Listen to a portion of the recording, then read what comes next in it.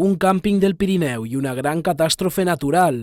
Aquests són els principals ingredients de Nius, la darrera novel·la de Pep Coll, editada per Proa. L'escriptor de Pesonada defineix Nius com una novel·la coral, dinàmica, actual, que presenta un ventall de vides encreuades que es trobaran de sobte cara a cara amb el misteri de la vida i de la mort.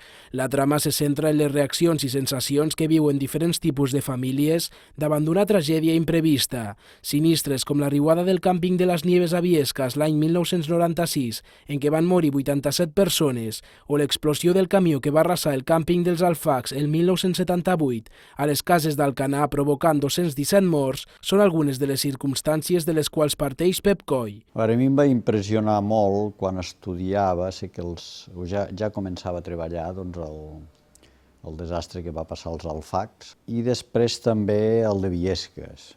El càmping és una activitat que abans havia fet sovint. I clar, de la manera com es va produir, una cosa que impacta molt, i sobretot després també el conèixer històries personals, lògicament de parelles que es van salvar. Aquells pocs minuts, gairebé segons, en fi, t'hi va la vida de la manera com et trobes en aquell moment o com saps reaccionar. En aquesta ocasió, el guanyador del Premi Sant Jordi 2007 per les senyoretes de Lourdes canvia de registre, deixant de banda les llegendes i personatges mítics del Pirineu, que han caracteritzat algunes de les seues obres. Amb Nius, Pep Coll ha escrit una novel·la de ritme cinematogràfic, que és una reflexió original sobre la precarietat de la vida i les crosses de la rutina, la solidaritat i l'egoisme, l'atzar, el dolor i les ganes de viure. Coll considera que totes les obres han de ser diferents a les anteriors.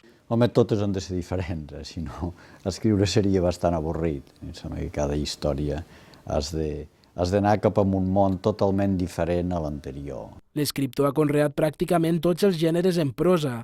La seva obra va des de les llegendes del Pirineu de muntanyes maleïdes fins a la narració breu de l'edat de les pedres, passant pel conte infantil de l'estil de La bruixa del Pla de Beret, la novel·la juvenil com Què farem, què direm i el teatre, entre d'altres. Això sí, la novel·la és el que més conrea. Ho demostren títols com El secret de la moixernera, El segle de la llum, L'abominable crim de l'Alzina Graeix, La mula vella, Els arbres amics o El salvatge dels Pirineus. El càmping és una afecció ancestral que arrela en els mateixos orígens de la humanitat, anteriors a qualsevol forma de civilització, de quan les tribus de l'espècie Sapiens feien vida nòmada.